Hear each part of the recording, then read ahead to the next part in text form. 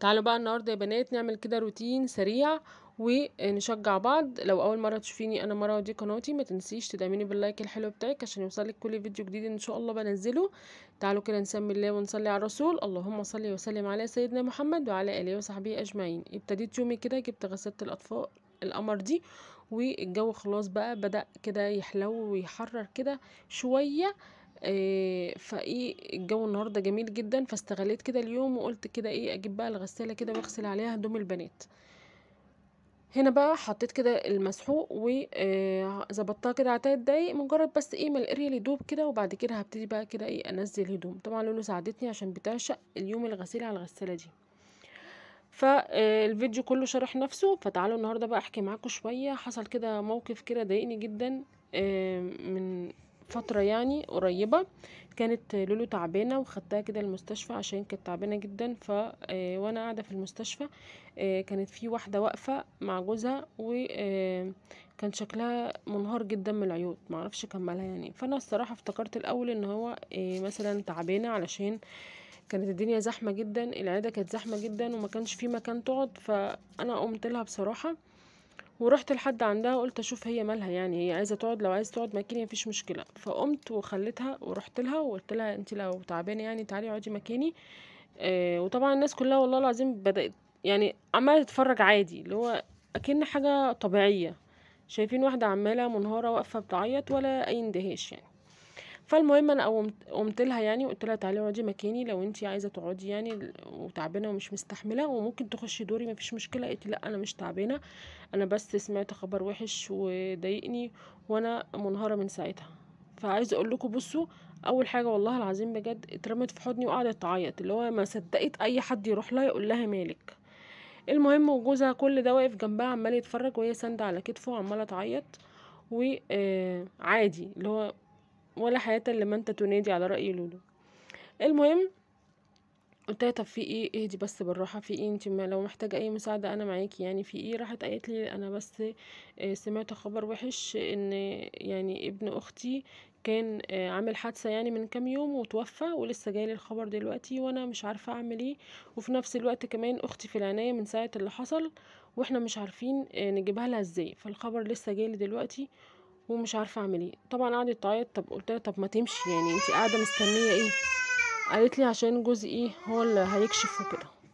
فاللي هو استغربت، ازاي انت ازاي انت بتتفرج عليها وهي منهارة؟ طب اقل واجب مش لازم كشف، تعالي يلا نروح نشوف في ايه.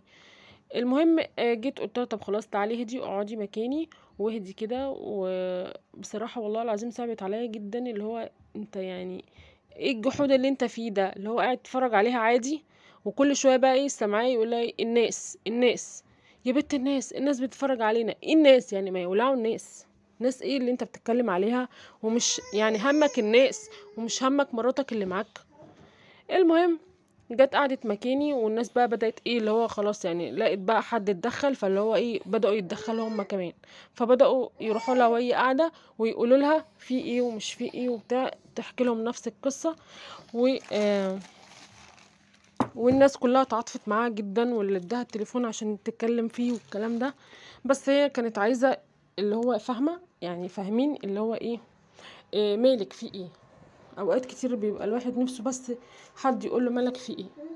فبجد الموقف ده ضايقني جدا. والمشكله بقى ان انا ساعتها بنتي كانت خلاص يعني هتخش بقى عند الدكتور، فدخلت وسبتهم، معرفش ايه اللي حصل بصراحه بعد كده. فاستغربت جدا، فليه يعني ليه الرجاله كده بجد عندها جحود يعني؟ يا جماعه الست بتتجوز عشان تلاقي السكن والموده والرحمه، وربنا قال وجعل بينكم موده ورحمه. ليه يعني كده؟ ولو خلي بالكوا يعني الست مننا لو ما لقتش الموده والرحمه في حياتها بتفضل طول حياتها عايشه تعيسه، حتى لو كانت عايشة في قصر. الست دايما مننا محتاجة اهتمام، احتواء، سند. مفروض انت تبقى سندها، ما تحاولش تقلل من شأنها قدام الناس او تقلل من قيمتها قدام الناس، عشان الناس ليه ما يولعوا الناس. فبجد ربنا يهدي الناس كلها ويهدي العباد والله العظيم، عشان بجد الموقف ده حاسسني قد ايه ناس جحدة، وقد ايه ناس اللي هو ايه ده هي عايشة بلقمتها. فربنا بجد يهدي الرجاله كلها والستات عموما، عشان برضو ما نجيش على الرجاله، في ستات كتير قويه برضو مستقويه، فربنا يهدي العباد كلها. فموقف كده حصل حبيت كده ايه احكيهولك يعني، واعرف رايكم في الكومنتات برضو. المهم بقى يا بنات، بصوا فيها كده ايه، منظف طلع كده نينجا قوي اسمه بريكس اللي انا وريتهولكوا في الفيديو ده. بصوا السجاده كانت البنات عاملينها كده بالايس كريم الشوكولاته، منقطين كده في الارض، وكان بصوا متبهدله. المهم انا فضيته في طبق، وبعد كده ايه رشيت كده على النقط بتاعه الشوكولاته، وسبتها بتاع 5 دقايق، وبعد كده دعكتها بالفرشه. بصوا السجاده رجعت جديده وبتبرق، يعني ما تخيلتش ان هو ينضف التنظيف ده.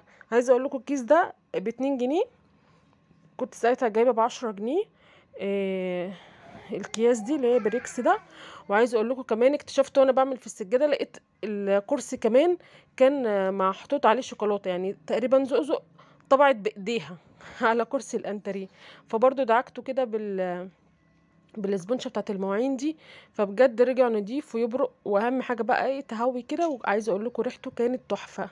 فده كان فيديو النهارده بقى، فيديو تحفيزي كده وروتين سريع. اتمنى بقى يكون فيديو النهارده عجبكم، والسلام عليكم ورحمه الله وبركاته.